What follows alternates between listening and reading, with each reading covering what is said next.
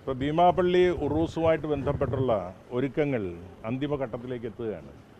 ഇത് സെക്രട്ടേറിയറ്റിൽ നടന്ന മീറ്റിങ്ങിന് ശേഷം രണ്ടാമത്തെ യോഗമാണ് ഭീമാപള്ളിയിൽ വെച്ച് നടക്കുന്നത്. എല്ലാ ഡിപ്പാർട്ട്മെൻറ്റുകളും പങ്കെടുത്തു. ബഹുമാനപ്പെട്ട സിവിൽ സപ്ലൈസ് വകുപ്പ് മന്ത്രി, മേയർ ഉൾപ്പെടെ ജനപ്രതിനിധികളും നാട്ടുകാരെല്ലാം പങ്കെടുത്തു. ഒരുക്കങ്ങളെല്ലാം പൂർത്തിയായി കഴിഞ്ഞു.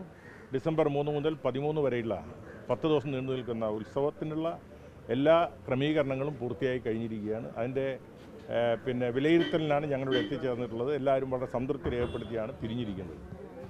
ഇനി എന്തോ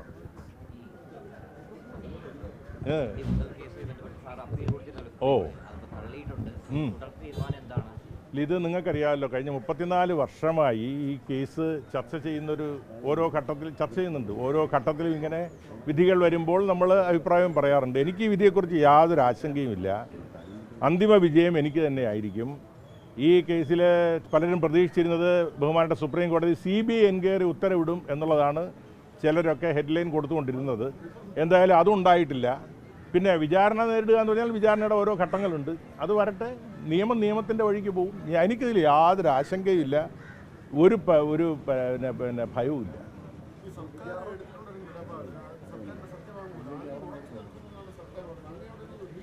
അല്ലല്ലോ, അങ്ങനെയല്ല. നിങ്ങൾ മനസ്സിലാക്കേണ്ടത്, ഉമ്മൻചാണ്ടി സർക്കാരിൻ്റെ കാലഘട്ടത്തിലാണ് ഈ കള്ളക്കേസ് എനിക്കെതിരെ രൂപപ്പെടുത്തിയെടുത്തത്.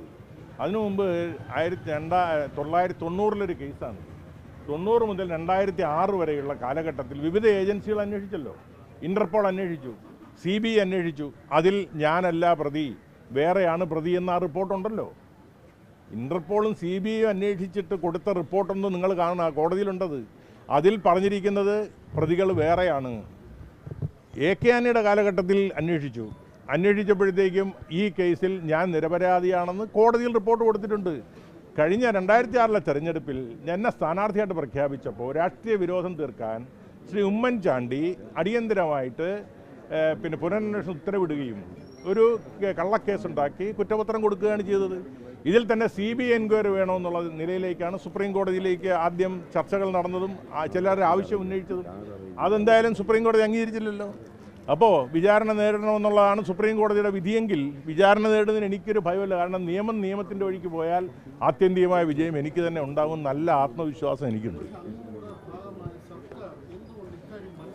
അതല്ലല്ല, നിങ്ങൾ മനസ്സിലാക്കേണ്ടത്, അതായത് ഒരു സർക്കാരിൻ്റെ കാലഘട്ടത്തിൽ കൊടുത്തിരിക്കുന്ന റിപ്പോർട്ടിനെതിരെ മറ്റൊരു സർക്കാർ അതിനെ ഖണ്ഡിച്ചുകൊണ്ട് പോലീസിന് കൊടുക്കാൻ സാങ്കേതികമായ നിയമപരമായിട്ടുള്ള ബുദ്ധിമുട്ടുകളുണ്ട്. കാരണം ഒരു കോടതിയുടെ മുമ്പിൽ തന്നെ സർക്കാരൊന്നാണല്ലോ, മാറി ഭരണത്തിൽ ആളുകൾ മാറി വന്നാലും സർക്കാരിൻ്റെ ഭാഗത്തു നിന്ന് എടുക്കുന്നൊരു നിലപാടിൽ ആ ഫയൽ ചെയ്ത പോലീസ് ഡിപ്പാർട്ട്മെൻറ്റിന് അതിൽ ഉറച്ചു നിൽക്കേണ്ടി വരും. അതിലെന്താ ആശങ്ക?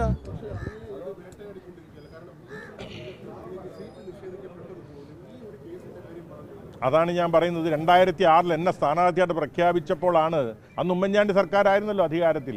അവർ ഈ കേസ് എനിക്കെതിരെ പുനരന്വേഷണ ഉത്തരവിടുകയും സ്ഥാനാർത്ഥിത്വം പ്രഖ്യാപിക്കുന്ന വേളയിൽ കുറ്റപത്രം കൊടുക്കുകയും എൻ്റെ സ്ഥാനാർത്ഥിത്വത്തെ ഇല്ലാതാക്കി. പക്ഷേ അവിടെ നിന്നാണ് ഞാൻ ഉയർത്തെഴുന്നേറ്റ് സ്ഥാനാർത്ഥിയായതും മന്ത്രിയായതും.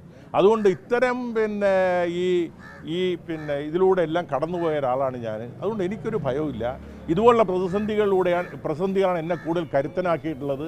അതുകൊണ്ട് ഇത് എൻ്റെ മുന്നോട്ടുള്ള പ്രയാണത്തിൽ, പൊതുപ്രവർത്തനത്തിൽ ഇത് യാതൊരു വിധത്തിലുള്ള കുറവുണ്ടാക്കില്ല. കൂടുതൽ എനിക്ക് ശക്തിയും കരുത്തും പകരുകയുള്ളൂ.